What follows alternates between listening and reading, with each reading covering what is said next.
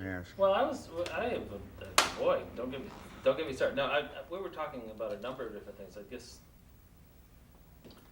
no, it's about trying to get to understand Dorothea Lange and what she was trying to do. And we were talking about Margaret Mother a little bit, about Yeah. how those pictures take off, and whether she actually understood what she'd done with the picture. Yes, she did. Actually, Dorothea understood everything she was doing. Um, when she made a really good picture, she had a little trick, and that was to make two exposures very quickly. One she put in the Foxy pocket and took home, and the other one went into Stryker, because Stryker had always insisted on their processing film, and Dorothea had always insisted on her processing film. So she compromised. Sometimes she sent it in, but usually I developed the film, and she saved the extra one. Now, she knew about Margaret Mother because she made two negatives of it. One negative is in the National Archives or wherever that reposits, and the other one's in the Oakland Museum. So in the darkroom, if you came across a double image, you would notice that something. She knew that it was extra good. There was nothing accidental about her photograph. She selected her photographs very strongly. When she didn't like a negative, she cut it, and it went in the waste paper basket. And she did that on film for Phil. She cut them. And I think he, of course, but he may not let you have that. Yeah. Well, but I'm trying to sort of get a basic sense of what she thought she was doing. I mean, was she just a mirror for the world? What was she, when she'd go out, when you'd be driving along the road and she'd stop and photograph, what was it she was trying to get? I got to go back further than that. She was married to a very funny, active artist, a conversation piece in the community. And he had no politics, no depression politics, he was an artist. And artists were supposed to be above it all. They were sort of like Dadists, And Dorothea was a photographer for the rich, very rich. She was getting $200 for portraits in the 20s. Ooh, I mean, even Ansel wasn't getting that much, right?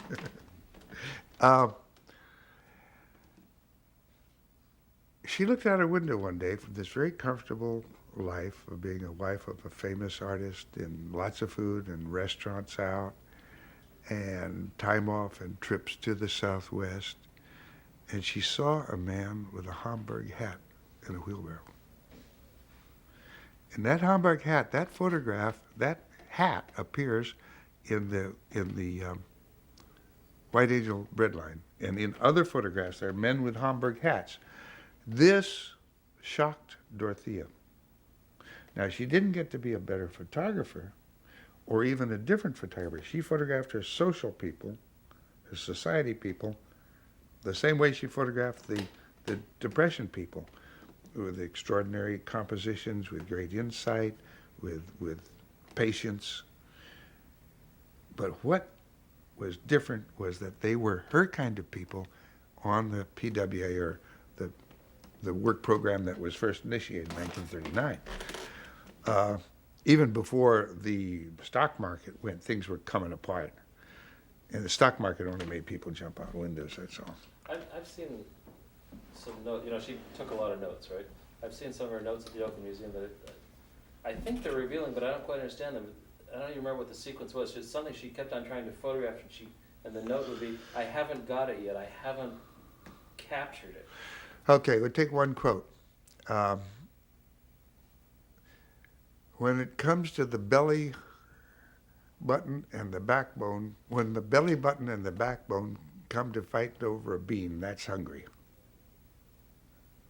Now that means an image. She wants to find a guy with a real thin, scrawny Oklahoma look. One guy has said it, and she's looking for someone to, or maybe the same person, to hook that onto. That's her caption.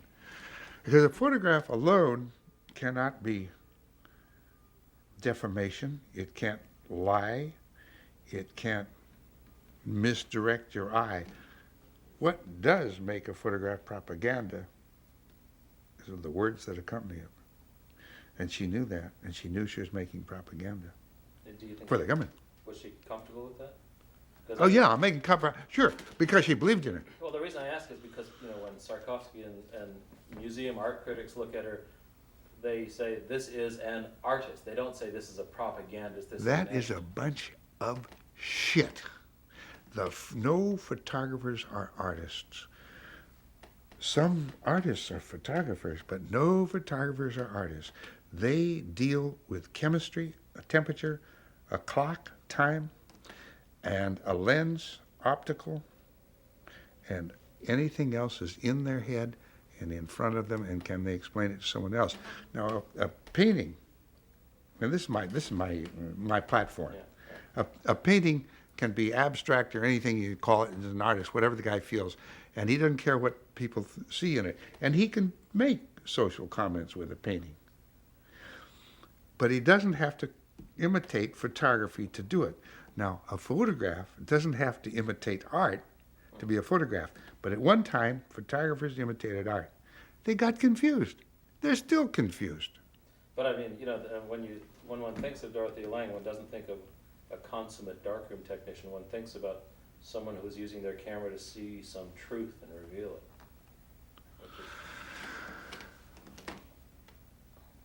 Just technique is not going to do a damn thing for anybody. And you know, what Dorothea said about Ansel, they had a lifelong hate relationship, not love and hate. They were friends and hate relationship. And what Dorothea said about Ansel was so funny. She said, if you look at a picture on the wall, and you talk about the negative, you're not a photographer. You haven't made a photograph. If you look at the picture on the wall and you see the finished print in terms of zones and areas and densities, you're still not a photographer. Boy, have I screwed you up that time. Whoa. But I mean, do you feel comfortable with describing her as a communicator, someone who had something to share with people? What made her photograph? Let me put it that way. Now, labels are difficult. What made her photograph was I described the Homburg hat and her strata of society being thrown out, which is not happening in today's depression, by the way. The rich gets richer. But then the rich were getting poorer. There's a big difference.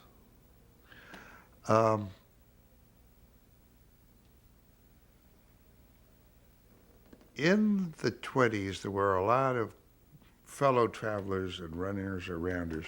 There's also a legitimate bunch of, we would now say Democrats, democratically inclined people who believed in Social Security, union security, medical payments, all the things that we're used to, which might, and I'm just saying might, be what's causing our problem today. Just might be. You know, I mean, such thing as minimum wages, you know. I mean, if we could take in all of Mexico with no minimum wage, we would have someone to exploit. But you think are you identifying her with that sort of... She was identified with the liberal fractions of society, but she was not a communist. She was very, very much never socialistic. I'm saying liberal, not fellow traveler. There were fellow travelers. They're called no thinkers now.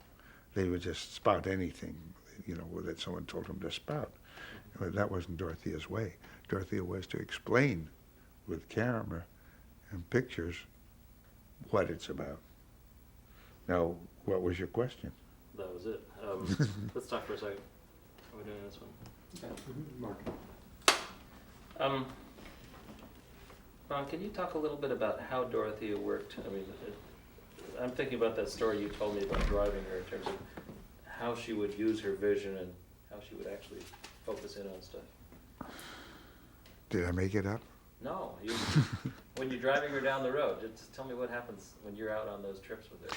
She always said, Ron, slower.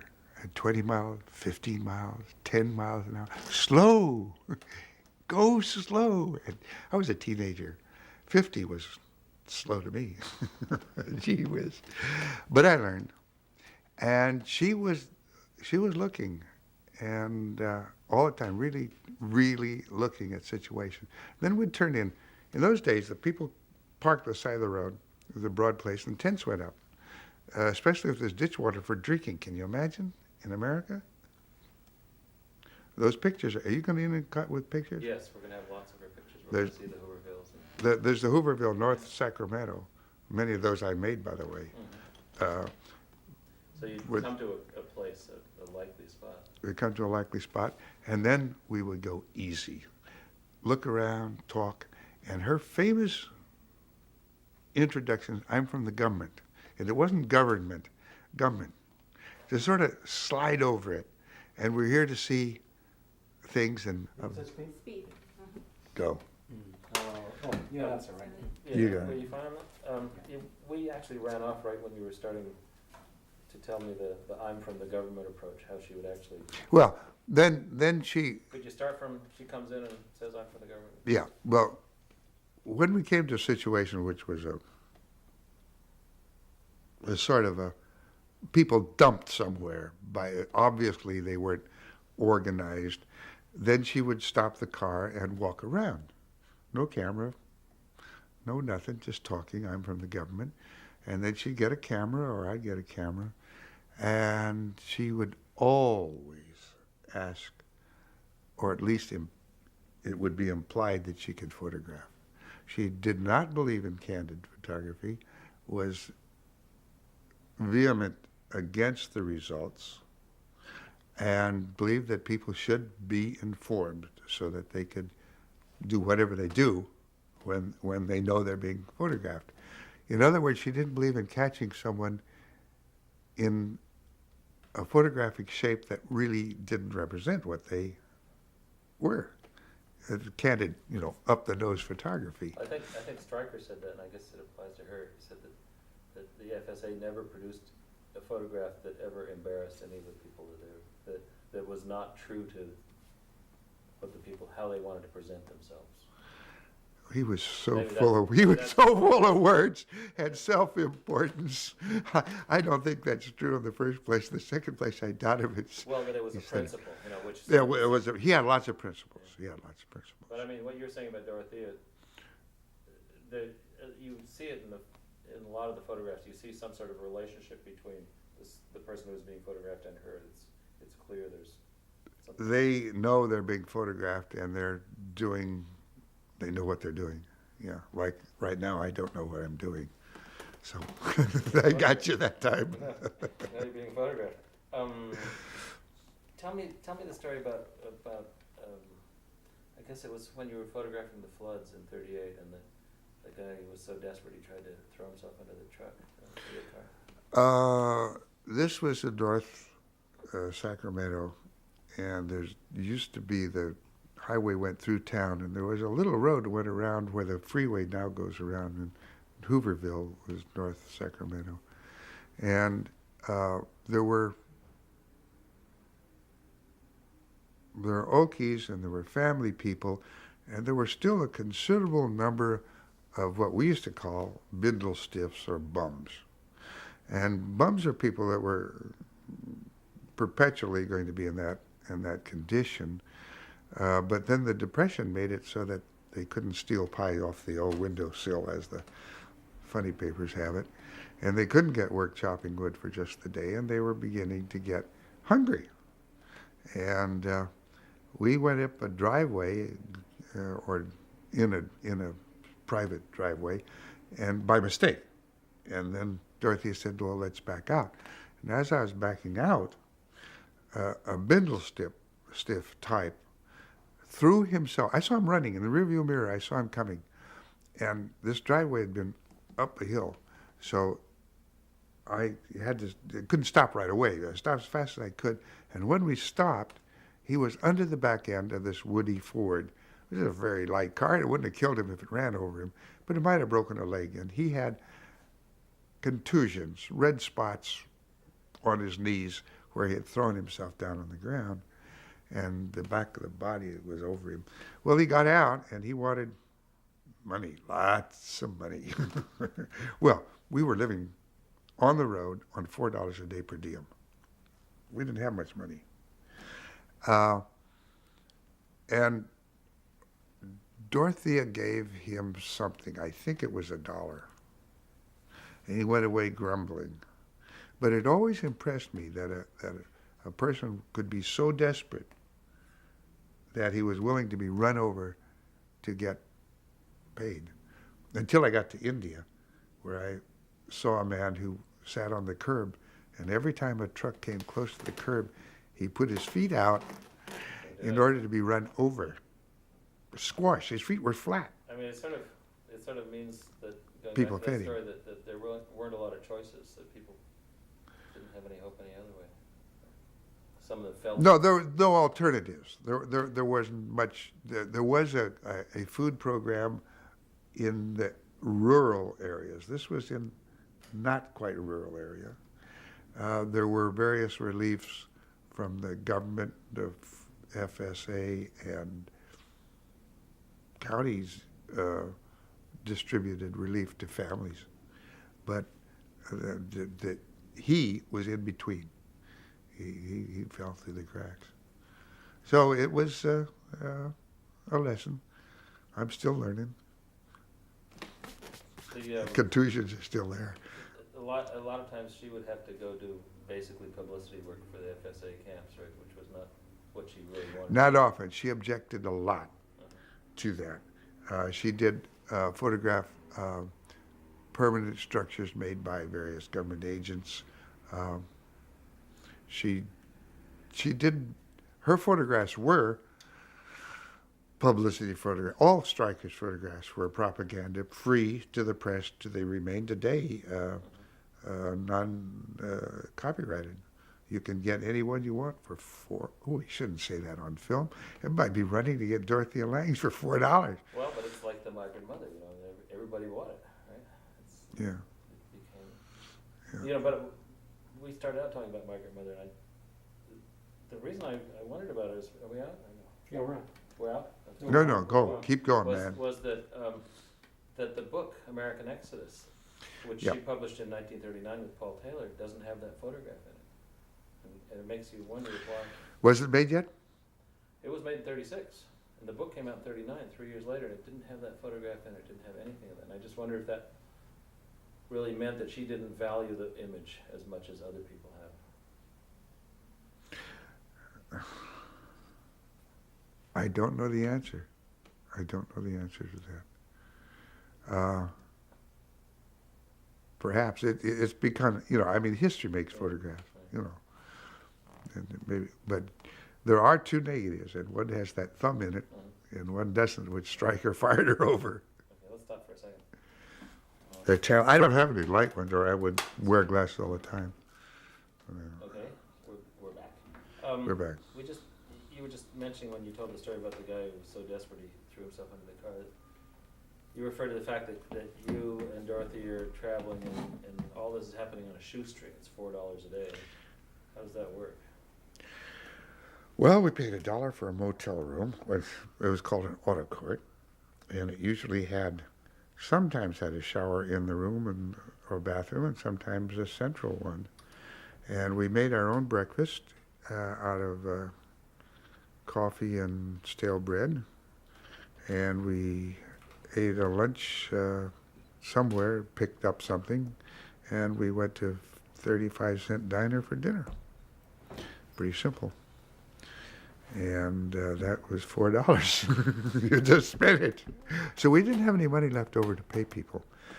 Dorothea's point of view, of course, was that she was doing more good for people by photographing them than she could possibly, even if she had $1 million to give away. And she was. She, in accumulation, she did.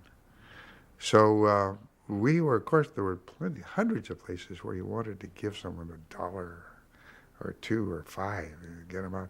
I saw a Thanksgiving dinner in a camp, and it consisted of biscuits made with what they call biscuit flour. It all comes prepared with the rising in it, and it had some lard, and they made a white gravy. This is Oklahoma. This is an Oklahoma dish, by the way.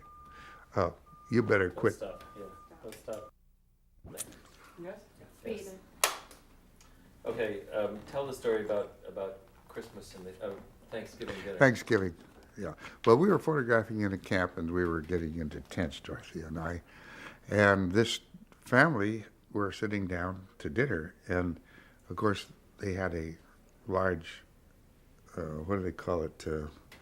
Thank God. What do they call that when you bless your food? What is it? Say grace. Grace, grace. Well, they were being very graceful. And on the table were biscuits, white gravy, and across the top of each biscuit, 1.5 inches of green onion top. Thanksgiving dinner. That impressed me. I have that. I have a picture of that in case you want to run it. I'd love to see it, yeah. I think I have one printed upstairs. I photographed it. But you know, that goes back to what you said about Dorothea feeling that her photographs were the best way to help people. Did she think it was actually working? I mean, I know she was trying to, but did she get a sense that... She knew it was working. She knew she had a purpose in life, and she had found her purpose in life. And the only stumbling block was Stryker, who had laws and rules and regulations. And the only other guy that got away with not fulfilling those regulations was, what's the name of the photographer? Walker Evans. Walker Evans. But for different reasons. But Yeah, but he didn't report in. are we out? Yes, okay, let's change. And then we'll move on. Well, I mean, you told us that Dorothy had a purpose in life and people like Stryker got in the way, but if you had to sort of define what her purpose or what she was trying to accomplish, how would you say it? I know exactly what she wanted to do. She wanted to be remembered. Now, this may be a little cynical or stuff, but her main thrust was to make a body of work that would survive her. She'd seen too many photographers down the tube after they died. Nobody mentions them. And maybe they weren't good, but maybe they didn't do it right.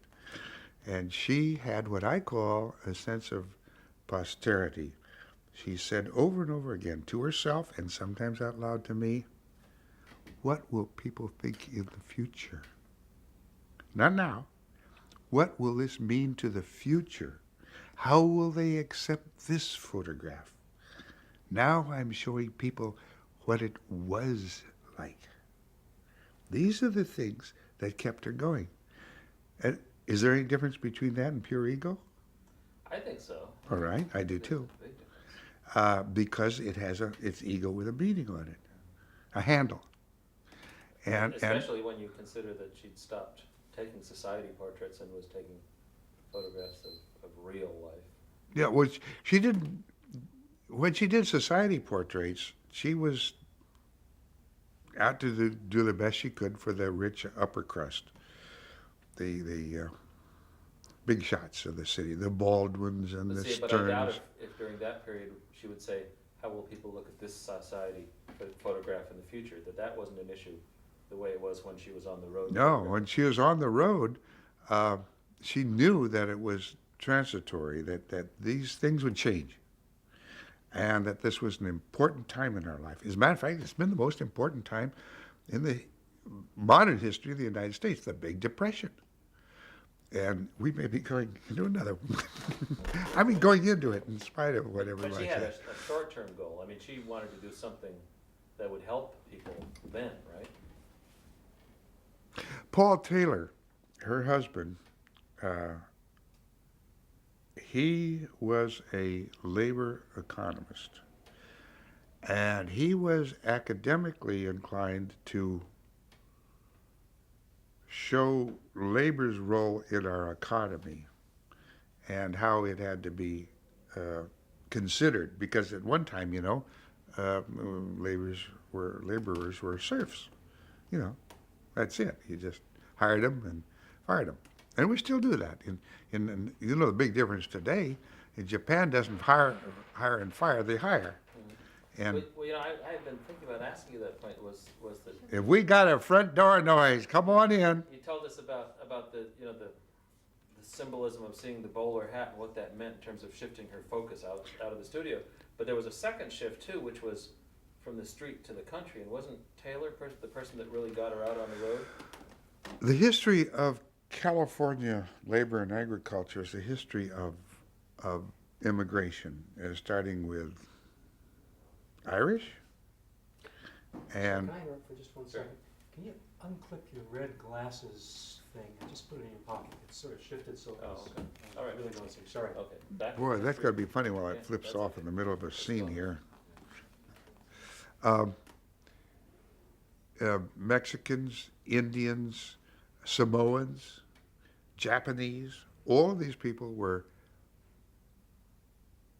offended by our society. The Japanese couldn't buy land. Orientals couldn't buy land. The Indians couldn't. The Philippines couldn't bring in women. The Indians worked in big gangs and were labor contracted in gangs from Bangladesh now, from what's now known as Bangladesh. And Paul Taylor studied those people. And so he had a different reason, but their reasons came together. Their abilities and the reasons melded together. He was Paul, an extraordinary person. Very. Do you think obviously he didn't shape Dorothy as a photographer, but do you think he sensitized her to things? No. He brought her to the seed because academically he knew where the Indians were or where the Samoans. One of the great scenes of my traveling around with Dorothea, and I hope you can find a photograph. I don't have it. There's this great big Buick Cadillac or Packard, and in it are 9 or 10 little teeny Philippine men and one large blonde American dame. And she was contracted to this group of 6 to 9 people for sexual favors, and they moved together. But it was 9 to 1. But they didn't have any. They didn't have any men, any women. They weren't allowed. They didn't allow the importation of Philippine women until quite recently. Well, I mean, I have the sense that if Dorothea hadn't met Paul Taylor, she wouldn't have gone out to those places and experienced that world. Not true. She was already doing it. She was out there. She was, yes. Oh, yes. Oh, yes. I worked with her before, long before she met Paul Taylor. And we went on short day excursions, but we went to South San Francisco. We went to Sacramento. We went to Redding. Redding was the northernmost of the migrations. You see, in the United States, it's always had 2 factors. One was they had natural resources to exploit, they had human resources to exploit, and they had agricultural resources to exploit. And all of the Okies were the last of them, the human, agricultural, tipped over, came to California, and sloshed back and forth from Bakersfield up to almost Redding. But they didn't get to Alaska very often. There was, I think the Philippines went to Alaska on the canning boats, Right. and the Chinese. But other than that, that was the end of the era. And the one main reason our depression is different today is that we don't have any of these excesses.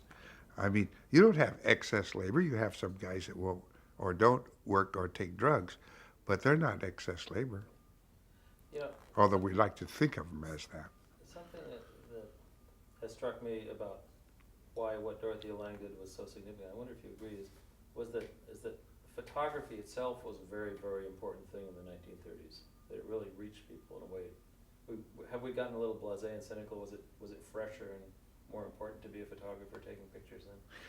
Photography has lost its importance from the day that Muggeridge, his name was really, used a 23 by 28 glass plate negative to make pictures. That was very important. He charged, Well, I mean, I think, $13,000 to make 10 what photographs. I'm saying is people nowadays, you tell them about Dorothea Lange, they say, well, what's so important about taking pictures? But what she did was important then. I'm just wondering if people thought about photography, differently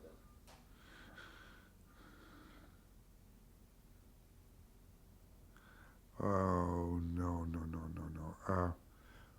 People have always been confused about photography. They confuse it with art, and they confuse it with snapshots.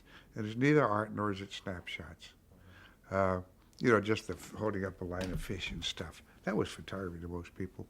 They didn't realize what Dorothea was doing was, very, very important. And a lot of other people. But if you look at other photographers in the farm security, they fell down. Rustite held up pretty well.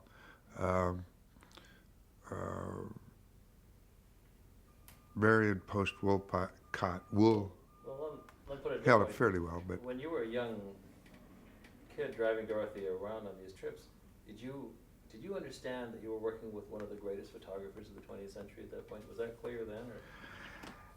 you son of a gun. I wonder. I mean, when did it creep up on you? I do that instantly. I knew when I was between 10 and 14 that I was going to be a photographer. I started helping people. Willard Van Dyke, I printed for him, and Horace Bristol and Dorothea and Ansel and other people. No, I knew what photography was about. But did you know what Dorothea? I mean, did you? Oh yeah, absolutely. I mean, without any. Now you remember the picture of the Salvation Army in San Francisco, a girl with a flag. That was made with a Graflex like that. I made it. Right, the negatives I made, I gave to Dorothea. And we were slumming around in San Francisco looking for a subject. Well, they put it together, I mean, a photograph is never a snapshot. It's always something together. You got a little girl, you got a preacher, you got a flag. My God, how much more do you want in that frame? And we had a long ledge. I was backed up against the building, in an alley in Minna Street, San Francisco. I've seen another picture of yours, which she published in American Exodus. It's a photograph from the 1938 cotton strikes. You and she were down at some strike. I know which one you mean. Oh, okay. Let's change it. This is a With heads and tails. Sarah Chen and Sally Point. All right. Tell me a little bit about, you did a lot of processing and darkroom work for Dorothea. And Lots. So you get back from a trip and you do the film and get the proof sheets ready. And you've told me some of her comments, like this issue of how will people see this in the future, but how would she respond when she'd see your images? When you'd get back from the trip and they'd be there? Well, that's the trouble with being so far many years removed. I don't remember exactly.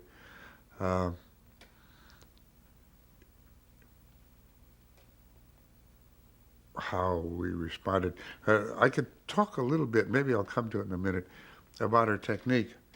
Because Dorothea, being brought up in that early era, used pyrogallic acid, and ABC Pyro. Now, ABC Pyro has a great ability to make nice warm negatives, but it changes every 15 minutes for its life, from the time it's made until you finish using it. So your negatives are not always too uniform. I'm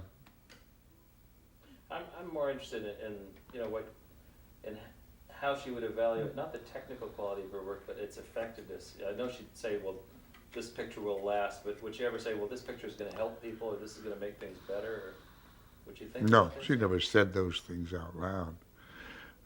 No. I mean, you had a sense she might have been thinking of it. Oh, yeah. Or we might have discussed that factor academically, but not in relation to a photograph, Yeah. a particular photograph. Did you help her when she was, I know she did several sets of prints for Senate committees and for big exhibitions in terms of how she would select your photographs? I don't remember how she selected her photographs. Paul Taylor had a lot to do with those sets of pictures because when they first got together, it was Paul who was sending her pictures off to Senate committees before she got in with Stryker, and that was Paul's doing, and he was a photographer himself, rather pedestrian. But the Oakland Museum So, has. but being an academic, he would select things for their content or other issues rather than if it was a good photograph. Well, he could make being an academic, he could comment on a quarter of an inch square in an 8 by 10 print and think it was the important part, and he'd send in the whole 8 by 10 print and nobody'd understand him. You know, yeah, he had the television vision. I know she was in increasingly bad health towards the end of the decade. Did that really interfere with these trips and her work? Did it make her hard for her to? Well, of course, if you had to live on one arrowroot cracker, 2 tablespoons full of ice cream, and maybe an ounce of soup for your day's intake, that would interfere with you. It interfered drastically with her, with what she was able to accomplish. She had one ambition for the last 5 years of her life was to put together a big show, and she got it together, and then she gave up. But I'm talking about even in the 30s was the first time she started getting sick. She didn't start getting sick in the 30s. No. No. She started getting sick in 49, 40, So that wasn't really a factor in terms of how. 50. No. She was a very healthy person, and she could work as hard as Ansel, which was a lot, because Ansel could work for 15 hours. Hey, what was that noise? All right, let's stop for a second, Okay, Mark? John. Tell me the story of the Yeah. registry. Let me Well, just hang on just a okay, second. focus in. Okay. Focus Okay, in. we're focused. All right, right there. You got the focus right there? Okay. All right. A quarter of an inch after that, actually. Yeah, well. We traveled around a lot, and of course, we had to, on the $4 a diem, we had to get in one motel. We couldn't buy 2 motel rooms just because one person was female and one sort of very young male. I guess I was 19 or 20 at the time. And sometimes eyebrows would be lifted a bit when we marched into a motel room together, and once there was such arch eyebrows that it was obvious something had to be said, and Dorothea strode forward and signed the register. And she signed it, Dorothea Lang and Fancy Man. And I thought that was nice.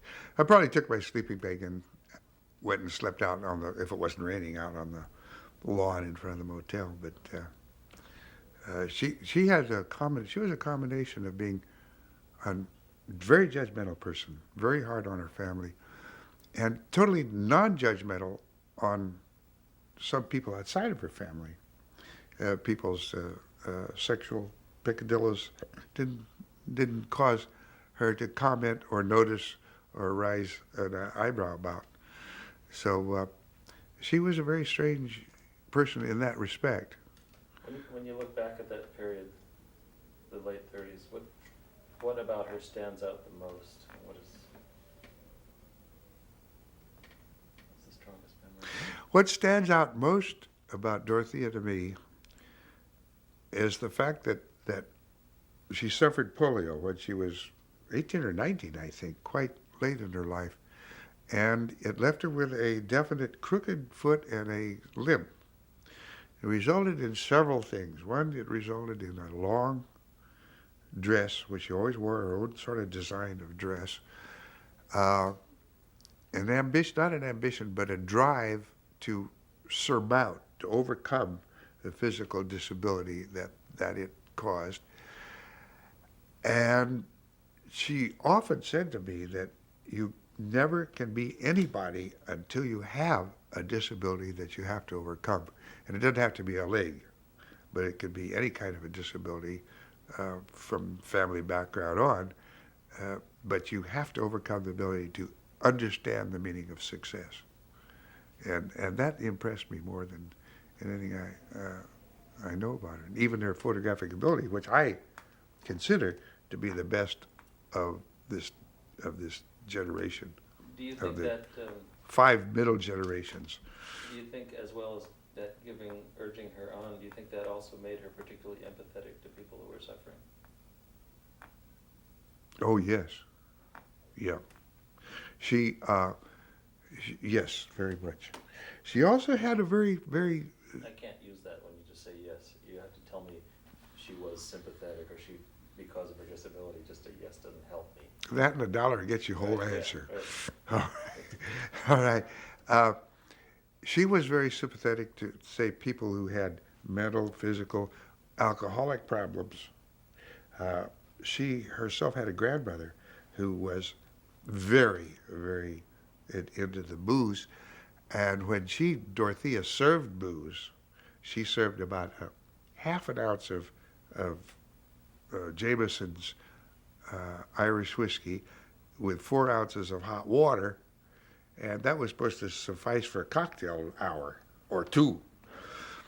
On the other hand, we came upon once in San Francisco a guy with a big red bumpy nose, and I said, "My God, what's that, Dorothy?" And she said, "That's something roseola." And I said, "Well, what is it?" She said, "It's from drinking." So she'd had that experience of this. I would think that might have been her grandmother, but she could recognize that big bumpy nose of somebody who'd been in the soup for a long time. But she herself was very close about alcohol. It's a funny combination, being strict with your kids, but yet so empathetic with strangers. It's absolute truth about her. And when you interview her children, Dan and John, you'll find they have factors, part of her they think are horrible. I never saw them. I never saw that part. I know I heard about some of the parts, but I never saw any horrible part, which is very strange. I mean, was she two different people really, or were there just two parts of her? Dorothea was 5 or 6 different people. She was, for instance, she was the finest housekeeper that I've ever witnessed. She had the best taste in decoration and putting together a house. She could cook extraordinarily well. She made lots of lifelong friends. She made many people stayed friends with her no matter hell or high water. Now that's 4 people already, and then she could photograph. That's 5. That's a lot. Not everybody has that broad a life. That's true. Another question. Well, I don't know. I've always struck me that it's really difficult to photograph people who are having a hard time. Do you think it caused her pain or stress or anguish? No. No, it did not cause her pain or anguish because she knew that what she was doing would result in alleviating somebody's pain somewhere. No, I mean, I was in India, and the beggars drive, if they were on the street here, would drive you crazy. Little kids with their arms broken so that they stick up in the air. We're ready. Okay. Okay. I just wanted one last comment from you, a little bit more about how Dorothea and Paul and people like you felt about the Japanese internment. How it struck you. We were horrified. And there was a hysteria on the land, and combined with the rednecks, the Aryan whatever, that pushed that through. And the biggest mystery was the mystery that Earl Warren, governor then of the state of California, signed it instead of quitting his office. And the next biggest mystery is that he went on to become a pretty good Supreme Court judge. Those are two mysteries of the era. And I was in Navy intelligence at the moment, and I had Japanese friends. And I walked, one Japanese, particularly friendly friend of mine, we walked San Francisco North Beach and so forth because he was going away on the train the next day. I passed an undercover agent that I, being a photographer in Navy intelligence, knew. We get, in intelligence, there's a limited amount of who you should know, but I knew all the undercover agents because I photographed them in their contacts. He recognized me on the street. I spent 6 weeks in a room every morning. I reported for duty, and I went into a room, and I got out at 5 o'clock. They let me go home, but at 8 in the morning, I went to the room. 5 o'clock at night, I went out while they investigated me for walking the streets of San Francisco with a Japanese who did not speak Japanese, a Nisi. And that sort of burned my ass. And it burned a lot of people. And the $20,000 or $40,000 or $50,000 or $100,000 per family paid after 60 years, 50 years has gone by is not a payment. I don't know what to do about it. But there should be a monument to the folly. This should never happen again. But it will. It will. Up in Idaho, there are Aryan brotherhoods are running around with guns and shooting. All right, let's cut here. I think that's